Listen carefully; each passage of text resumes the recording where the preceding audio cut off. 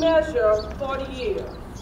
It's about human rights, continued violation of human rights, and we are trying to set the record straight. Enough is enough. I'm honored and humbled to stand here today with family members of the Angola 3 and concerned residents from across Louisiana. We have over 67,000 signatures, petitions that were collected. We have requested a meeting with Governor Jindal, but there was no response. However, there's a small delegation of us who will enter the building and actually deliver these petitions. Amnesty International, along with the Angola 3 campaign, is calling on Governor Jindal to immediately order the remaining members of the Angola 3 to be released from solitary confinement. This is what Louisiana calls justice. Why? What is the reason? Because Albert and Herman dared to address the brutal conditions of prisoners in a plantation prison that was considered the worst in the nation at the time? That Albert and Herman are in solitary because they dared challenge the system of sexual slavery facilitated by prisoners guards, where young prisoners were repeatedly raped and abused. They suffered 40 years in solitary because they dared to build unity among white and black prisoners alike to gain better conditions and bring an end to prison violence. This might be what Governor Jindal and Buddy Caldwell call justice, but we are here today to tell them that the people of Louisiana call this a travesty of justice.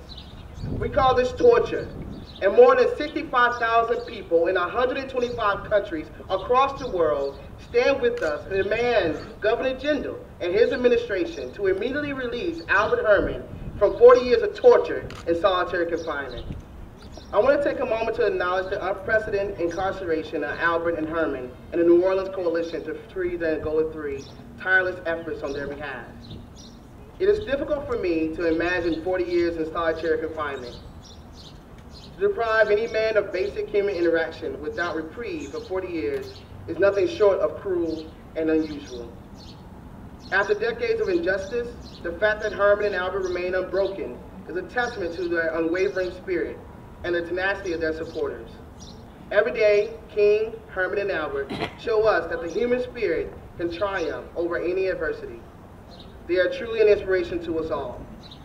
I look forward to continuing to work with you until justice prevails. This case is about perpetual violating human rights of Herman and Albert now for 40 years. So our focus is on not just the human rights violations that is ongoing, and again, we empathize, we understand that that was a tragedy that was lost in 1972, April 17. But the tragedy affected many people. It just did not impact the Miller family.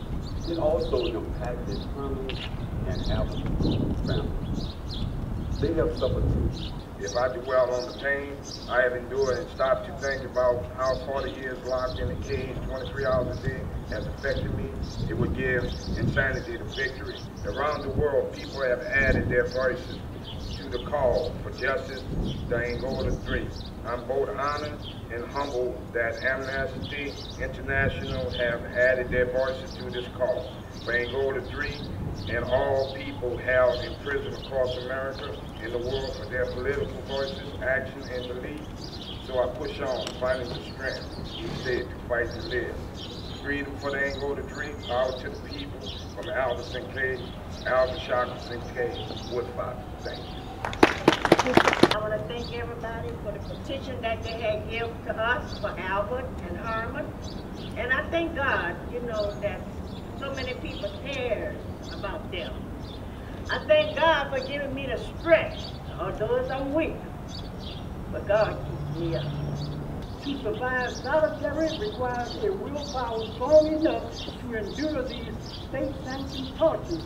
State and federal judges are not responsible of these illegal torture chambers and yet allow them to exist. Albert and I are not asking for justice under this present system. We seek only freedom. Your moral condemnation and the actions that you take when you sign the amnesty petition makes a critical difference. We need to send a clear message to the authorities that keeping us incarcerated in solitary confinement for 40 years is not acceptable. I do think it's time, and I'm glad that Amnesty has taken on this as a project, and that it is one that I will support as well. because I think that the humanistic aspect of this is one that, as I said, is very atrocious. It is something that we need to look at as justice needs to be taken care of, and I do hope that they will prevail in their efforts to be able to get this overturned. Thank you for listening, and I appreciate being here with you this afternoon.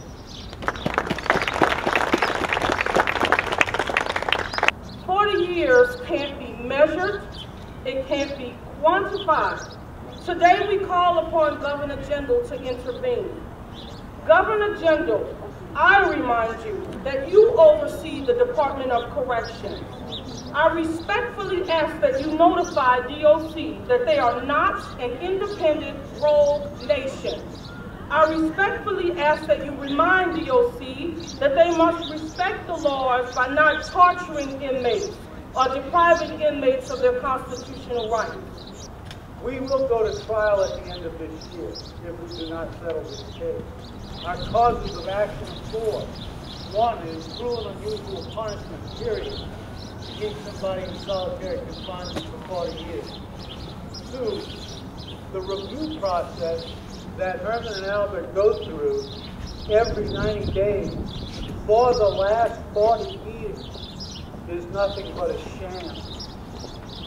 Three, they're being held because they're African Americans.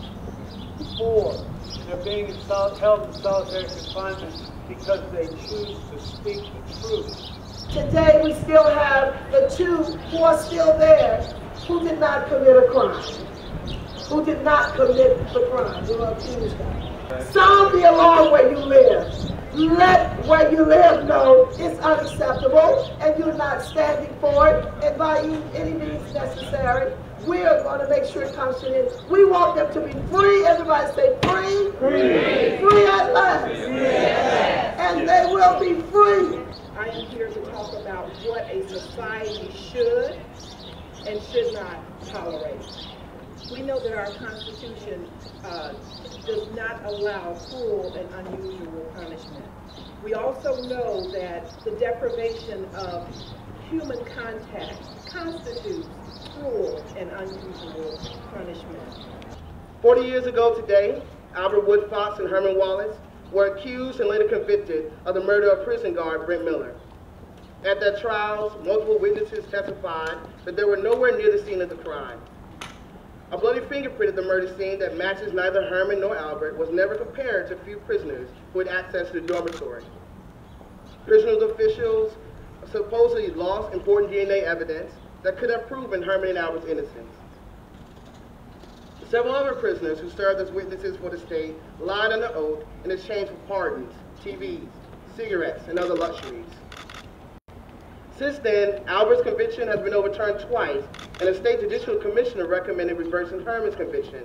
Yet these men still languish in prison and in solitary confinement.